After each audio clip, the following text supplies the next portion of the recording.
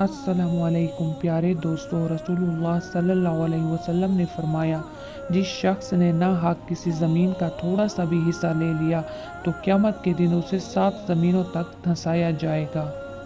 रसूलुल्लाह सल्लल्लाहु अलैहि वसल्लम ने फरमाया, अल्लाह अपने बंदे की तौबा इस वक्त तक कबूल करता है जब तक उसकी मौत का वक्त ना आ जाए। रसूलुल्लाह सल्लल्लाहु अलैहि वसल्लम ने फरमाया, मोमिन की मिसाल जो कुरान की तिलावत करता है संतरे की सी है, जिसका मज़ा भी लजीज होता है और जिसकी खुशबू भी बहुत बेहतरीन होती है। और जो मोमिन कुरान की तिलावत नहीं करता उसकी मिसाल खजूर की सी है, उसका मज़ा तो उम्दा होता है लेकिन इसमें खुशबू नहीं होती। रसूलुल्लाह सल्लल्लाहु अलैहि वसल्लम ने फरमाया, जिसने मुझे ख्वाब में देखा तो उसने वाकई मुझे देखा, क्योंकि शैतान मेरी शक्ल में नहीं आ सकता। हजूर सल्लल्लाहु अलैहि वसल्लम ने फरमाया, कोई शख्स उन्हें यानी सहाबा को रसूलुल्लाह से ज़्यादा महबूब ना था।